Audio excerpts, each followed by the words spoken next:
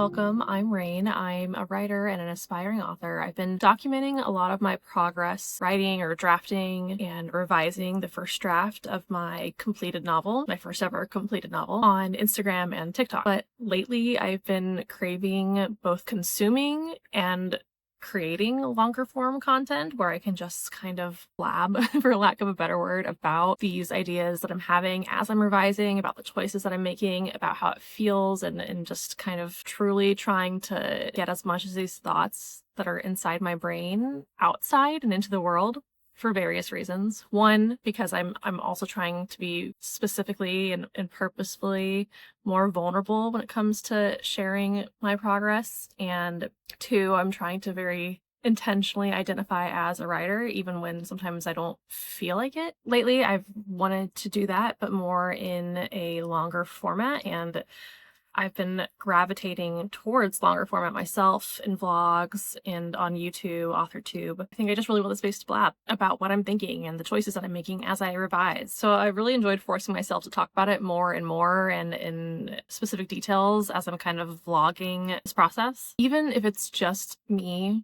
talking to my camera for clips for YouTube videos that I haven't even edited together yet. I'm still really enjoying that process. My goal of this video is to do a little bit of an introduction to myself, to who I am as a writer, and give an idea of what you can expect from this channel. My journey as a writer in adulthood started in spring 2023. I say adulthood because I was definitely one of those kids that wrote a ton of stories. I always had book ideas or Word documents open on my family computers with stories half in progress. But then as I went to college and then grad school and started working, I got more and more into academic writing and science, and the time and space and energy that I had for creative writing disappeared, and it just kind of fell to the background, and I didn't really think about it anymore. I did DM for D&D campaigns, and I think that was like the closest I came to really capturing that creative storytelling spark again, but otherwise I was not writing creatively. Until March 2023, I was in a PhD program, my second semester, and I was just feeling extremely depressed and low, and I am someone who has dealt with a lot of mental illness and mental health issues in my life. I've been through a lot of therapy.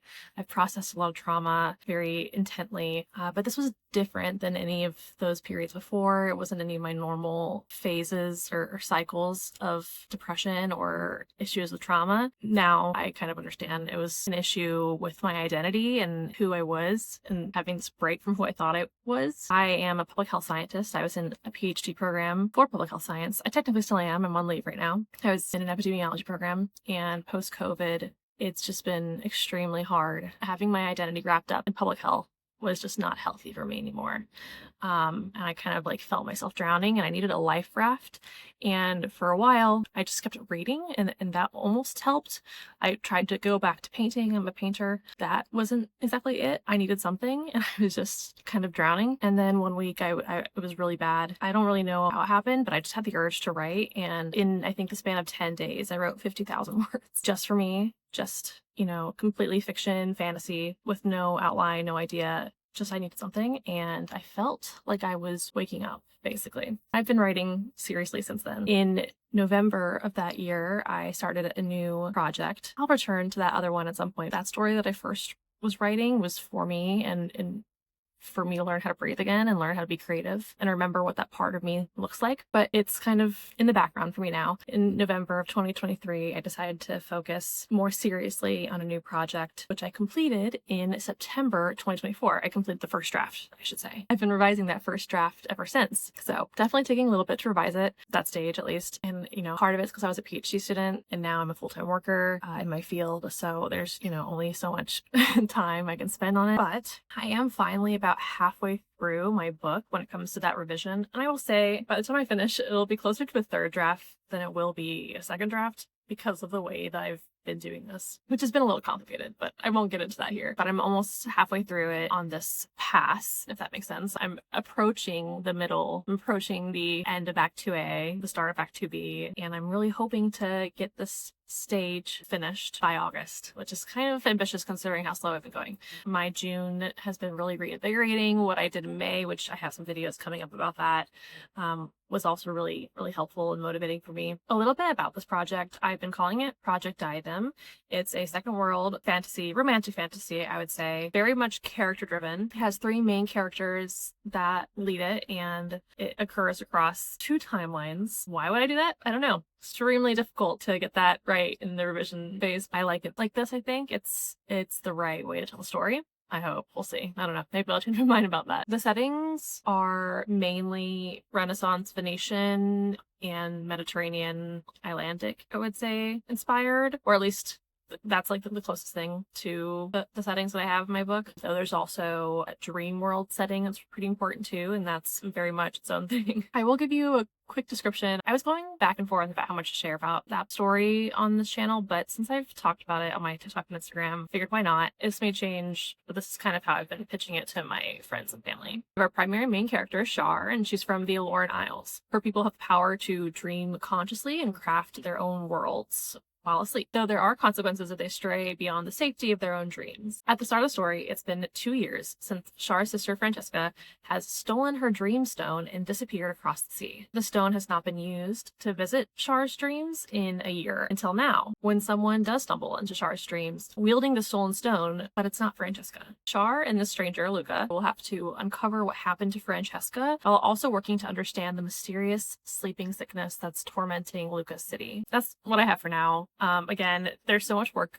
going into this stage of my revision process that's solely trying to get what is happening plot and character-wise to match up with some of my vision. Not the complete vision. I think it'll be a really long time before we get there. So things are a little bit in limbo, some of that. But that is the main setup. That's the inciting incident of the story, and that will pretty much stay the same, I think. Our 3 perspectives are from Char, Francesca, and Luca. Francesca was not supposed to be perspective when I first when I first kind of thought of what perspectives I was going to have and what timelines I was going to have, but her story is so important now that I couldn't imagine it without her. I do have other projects in works at kind of different stages, but my main other one is one that I've been calling Project Struck. It's kind of in this in-between space where I have some of it, I would say, 0 drafted and some of it outline. I have a lot of internal arc moments kind of drafted out as if it's a draft, but it's not. I've been talking about this one on other apps for a while, I feel like, without having actually drafted much of it, so I really am itching to do that soon. It's also second world fantasy, but more akin in setting to 1940s United States plains with like a very Midwestern Gothic setting. I've been saying that it's Twister meets Wizard of Oz with a supernatural bent. Again, I'm not sure if that will still be the vision once I finish plotting it, but the hope is for it to truly be Gothic in terms of the genre, not just like the aesthetic. All the tropes and oppressive dread and intense emotional reactions and serious themes, very serious themes, I would say. But we'll see. Think sentient storms and haunted meteorologists being chased by their pasts. I'm really excited for it, but for now I'm trying to stay as focused as I can on Project Diadem and trying to avoid shiny new object syndrome so that I can get through this revision. In terms of YouTube content, I plan to do pretty low maintenance, casual vlogs. I cannot promise a lot of high-tech editing or strategically planned content, though maybe as I get more comfortable and this becomes a little bit more natural for me, I might explore a variety of different videos to do in here based on what makes sense. I love talking about writing and craft and storytelling, but I'm not a published author,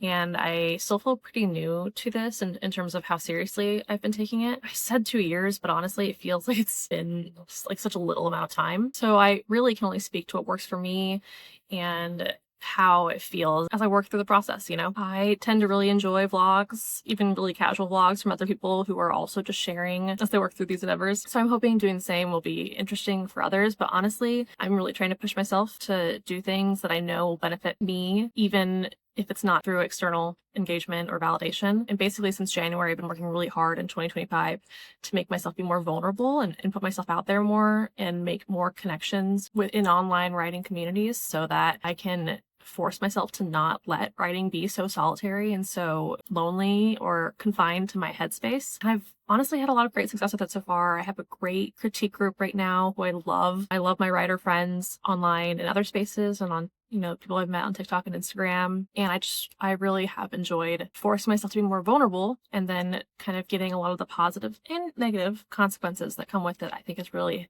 helped motivate me and improve my writing, honestly. And so this is part of that project to continue pushing myself to be vulnerable and put myself out there and verbalize what I'm thinking and seeing where that takes me. If any of this sounds interesting to you, please feel free to like and subscribe and follow along. You can follow me here or on Instagram or TikTok as well. I post everywhere pretty sporadically, but I'm trying to get better at that. A little bit more about me before I wrap up. I am disabled. I deal with chronic physical and mental health conditions. So that ends up in a lot of my vlogging content and my posts across social media. It makes for, I think, a little bit of a different writing experience sometimes. I can't always be as disciplined as I really want to be. And I think half the process is learning to not shame myself because of that, which I think other disabled writers will be able to relate to. Even when we know we shouldn't do that, sometimes it's really hard not to. I'm a huge women's soccer fan. I'm a scientist. I've published about 15 scholarly peer-reviewed articles in scientific journals. I think more than that. Since I've gone on leave, I've stopped keeping track, which I feel like is such a flex because I remember there was a time when I was so desperate for even one, and every time that number went up, I would get so excited. It meant so much to me, and I'm at a place where it hasn't been meaning a lot to me, and I've thus stepped back from research a little bit. I've been working in more of an applied setting, and we'll see where I go with that. I think ultimately I will return to research, but I'm just kind of taking it slow right now. But I do joke that because I've published those papers, I can say that I'm a published author. I can, but it's not really the type of published author that I'm shooting for right now. I'm a discovery writer that tries really hard to be organized. Even in my earlier works, the novel that I'm working on now, that I'm revising, despite being very much pantsed and discovery written, I still knew major plot points for the most part. So I think that separates me from some, while still preserving the things I love about drafting that helps me get so much inspiration and move along very quickly. I don't know. When it comes to discovery writing versus plotting, it's all a mess, and I just kind of have to see what will work for my brain. But revision is so hard that I really, really wish I would make it as easy as possible in future me. Yeah, that's a struggle, so I don't know. We can work together on that one. I think both of my main work in progresses right now, Struck and Diadem, lean more character driven, but there's still a fair amount of plot there, I promise. I hope. I think I'll end this introduction video here before I start rambling too much. But if you have any questions or you have your own writing origin stories or ideas or work in progress thoughts, please feel free to leave that in the comments. I'm excited to connect with even more writers and aspiring authors on this, other discovery writers. But I still kind of want to push myself to be even more organized going forward. Newer to as a creator, but have been a long time silent lurker. I've just really enjoyed a lot of the very motivating and inspiring longer form vlog content that I've come across on here. So thank you, big thank you to all of you AuthorTube posters out there. That kind of content really does have an impact on writing. I'm not gonna lie, especially when you're not yet ready to be as vulnerable as maybe you want to be, but you still need that kind of a content to engage with in a safe space to make you feel like you're not alone. And that's really what a lot of that did for me. And so yeah, so I'm just a big fan of everyone here on AuthorTube, and I'm excited to create here. Thanks for watching, and I'll see you next time.